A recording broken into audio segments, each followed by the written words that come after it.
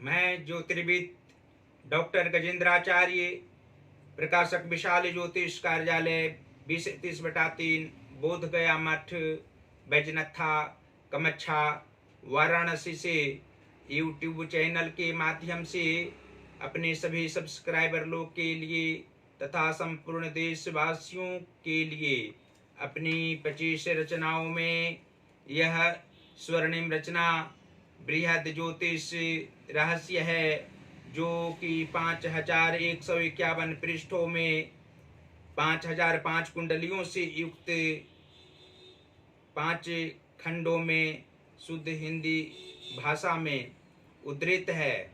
इस ज्योतिष महाग्रंथ को इतनी कलम अर्थात 525 कलम से मेरे द्वारा लिखी गई है।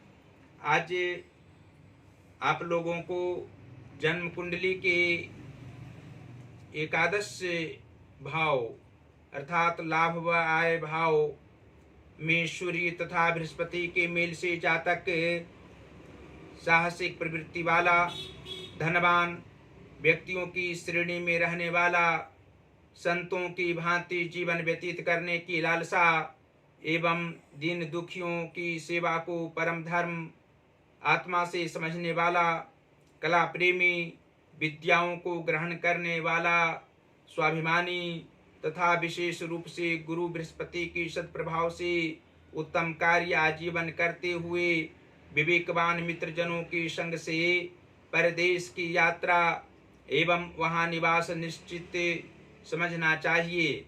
सूर्य के कारण जातक यहाँ परमार्थियों की प्रेरणा से देश में उच्च मान सम्मान प्राप्त करेंगे। एकादश भाव स्थित ये दोनों ग्रहों के प्रभाव से जातक सात्विक विचारधाराओं से युक्त होकर जनमानस रक्षार्थ वेद शास्त्र एवं पुराणों का अध्ययन करते हैं और आत्मज्ञान से प्रकाश जगत में निश्चित ही फैलाते हैं। साहसी व्यक्ति की ये जातक गुरु व प्रेरणा स्रोत बनते हैं। ये अपने शिष्य अपने भक्तजनों को सद्ज्ञान नीति प्रदान करते हैं। एकादश भाव में किसी भी राशि का सूर्य एवं बृहस्पति हो तो अवश्य ही पृथ्वी लोक में अपनी कलाकृतियां को त्याग कर स्वर्गवास करते हैं और इनसे सुहृद व स्वजनों का उद्धार होना लाजमी है। शत्रुजन का भी कल्याण ये जातक तन्मयता पूर्वक करते हैं। और स्पष्ट शब्दों में आप लोग जान सकते हैं कि जन्म कुंडली के 10वें स्थान अर्थात कर्म व पितृ स्थान के स्वामी मंगल ग्रह हों तथा मातृभाव अर्थात चतुर्थ स्थान के स्वामी शुक्र ग्रह हों तो एकादश भाव स्थित सूर्य तथा बृहस्पति के प्रभाव से जातक को आत्मिक सुख किसी भी व्यक्ति का उपकार करने पर प्राप्त होता है। धन संपदाओं का अभाव किसी भी काल में नहीं रहता है। मित्र जनों की अधिकता इन्हें अधिक होती है। जातक में प्रतिकूल भावना किसी भी स्थिति में नहीं रहा करती है। साधु संतों की सेवा करने वाले होते हैं। इनके अंदर ब्राह्मणत्व अवश्य ही रहा करता है। मातृ सुख इन्हें प्राप्त होता है। इनकी माता लक्ष्मी के समान अवश्य होती हैं, लेकिन शारीरिक कष्ट से युक्त मध्यावस्था के उपरांत रहा करती हैं।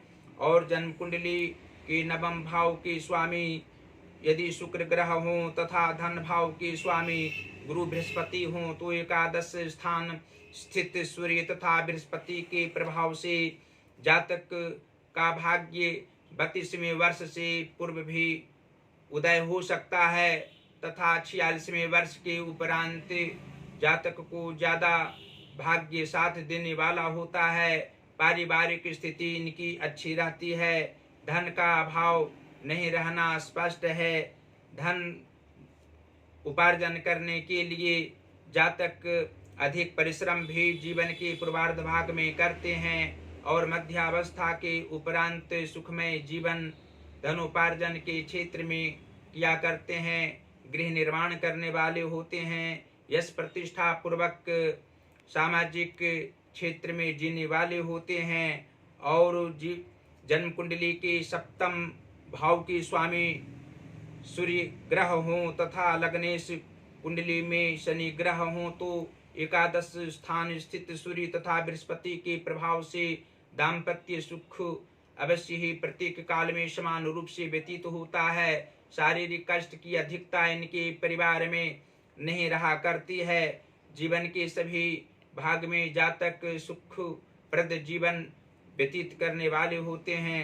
आत्मिक सुख संतान जनों से प्राप्त होना निश्चित है और अंत में यह स्पष्ट रूप से आप सभी जान सकते हैं कि जन्म कुंडली के छठवें भाव के स्वामी यदि चंद्रमा हों और अष्टमेश कुंडली में बुध ग्रह हों तो एकादश स्थान स्थित सूर्य तथा बृहस्पति के प्रभाव से जातक को मित्र सुख की प्राप्ति होती है। इनके मित्र अनुकूल होते हैं, सदाचारी स्वभाव के होते हैं और जातक की आयु मध्यावस्था तक उत्तम सही रूप से रहना और वृद्धावस्था में मृत्यु होना लाजमी है। जन्म कुंडली के नीच भावों में यदि शुभ ग्रह बैठे हों और उच्च भावों में पाप ग्रह बैठे हों तो किसी भी प्रकार की परेशानी जीवन में न उत्पन्न हो, मानसिक तनाव नहीं हो और आर्थिक समस्या उत्पन्न आकस्मिक रूप में नहीं हो।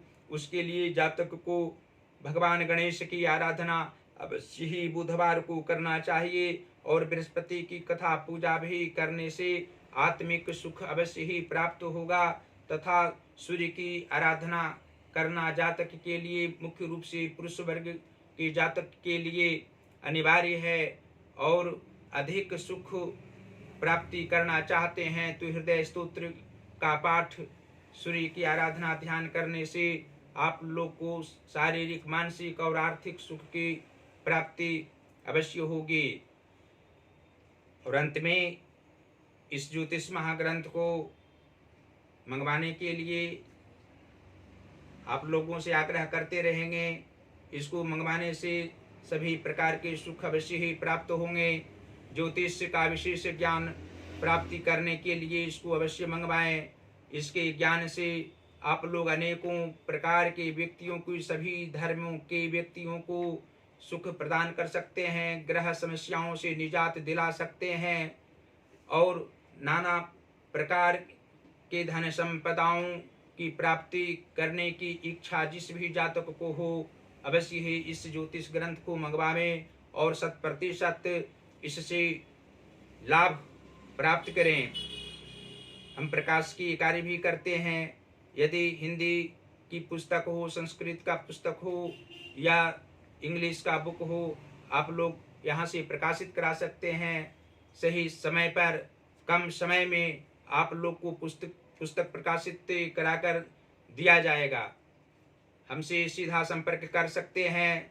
संपर्क का पहला नंबर है 94 51 22 87 और 47। दूसरा नंबर है जो जियो का नंबर है और पेटीएम नंबर भी हमारा है 88 40 76 17 और 92। हमारी सभी रचनाओं को गूगल पर भी आप लोग देख सकते हैं। गूगल पर हमारा वेबसाइट है प्रकाशक विशाल ज्योतिष कार्यालय और फेसबुक पर भी हमारी सभी वीडियो को आप लोग देख सकते हैं। जो यूट्यूब पर हमको नहीं देख रहे हैं, जो सब्सक्राइबर नहीं बने हैं, आप लोग सब्सक्राइबर प्रेम पूर्वक बन सकते हैं और ज्योतिष का लाभ उठा सकते हैं।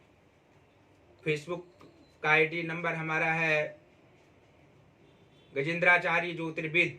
इस आईडी को खोलेंगे तो निश्चित रूप से वीडियो को आप लोग देखेंगे और हमारी वीडियो को देखकर आप लोग ज्योतिष का ज्ञान अवश्य ही अर्जित करेंगे। हिंदी भाषा में जो लिखा हुआ है आप लोगों को 100% समझ में आएगा और अपने साथ साथ सभी परिवार परिजनों, अन्य सगे संबंधी मित्रजनों को भी वीडियो दिखा सकते हैं।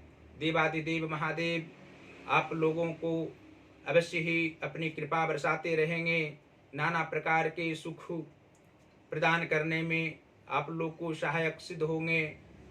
अपने परिवार गण के साथ सुखमय जीवन आप लोग अवश्य ही व्यतीत करेंगे।